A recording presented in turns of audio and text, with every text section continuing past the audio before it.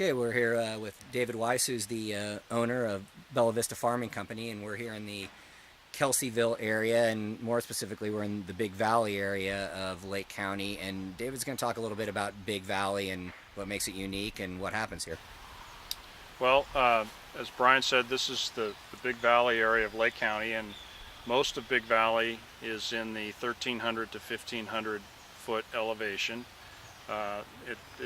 The valley is dominated by the Clear Lake, which is on the north end of the Big Valley, and then it's surrounded by the Mayacamas mountain range to the west and the Vaca range to the east, and so it has some interesting weather dynamics that go on here that make it great for farming. One of those things is that we have really a pretty significant diurnal temperature swing from nighttime to daytime, and that goes on throughout the year, but it's most pronounced in the summer and fall, and that's why growing great Sauvignon Blanc is done here, because we're allowed, by having cool nights and warm days, the grapes ripen, but they retain acidity as they ripen, and so bricks, sugars are developed, but acidity is not sacrificed, and that has made for some great Sauvignon Blanc, some great Chardonnay, and Riesling is another variety here that does very well in the Big Valley. That's not to say that we can only grow white grapes here. There are pockets, islands, if you will, of really good red grape soils here as well. And those tend to be located along the creeks that flow through the Big Valley and drain the mountains.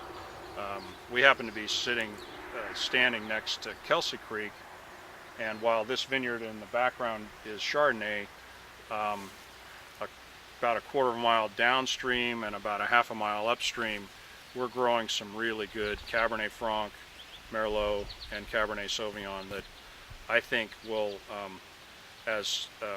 they're all young vineyards, but as they progress, will do very well in some really well-made wines. So, David, Big Valley then is crisscrossed by a fair amount of gravel beds, ancient and current stream beds. Yes, there are 3 or 4 main creeks that flow through the valley towards the lake that drain those surrounding hills and mountains.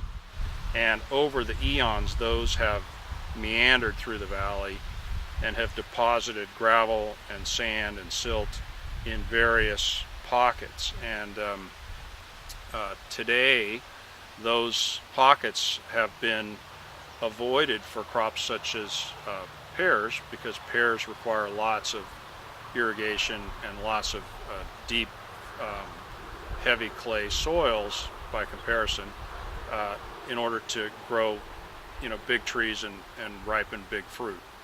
But they're great for grapes, and so we found that by looking for those pockets, we can have a better selection of varieties of grapes to grow, some whites, some reds, but I think it's something that is really unique about this valley, and gives us a lot of diversity from which to choose the varieties we want to grow here. The soils is the subject that you've alluded to. Generally speaking, the valley is predominantly clay, sand, and loam. Mostly clay, especially as you get closer to the lake. And we happen to be about 3/4 of a mile, maybe a bit more, from Clear Lake in the Kelseyville area. So these soils are generally very fertile, and as I said, mostly clay and loam. So they're suitable for growing lots of crops, but the primary crops in this area are wine grapes and pears, some walnuts as well. Great. Now, David, and you're talking about that now, and behind you we have a pear tree, and obviously this pear orchard borders on your Chardonnay vineyard just next door here. Lake County has a long history of growing grapes, long history of agriculture, but where we're standing seems to have a very long and distinguished history of agriculture. Is that true? That's correct. Well, we're celebrating the 150-year anniversary this year of the establishment of Lake County, and farming has been going on here for at least that long. Conventional type farming has been going on here for at least that long. And it's obvious. I mean, these were the soils that were easy to work back in the days when we didn't have machinery. We had, horses and plows and shovels and picks to work with, and so it's obvious why they chose this. Plentiful water supply. We get lots of water here from between 100 and 200 feet in the ground.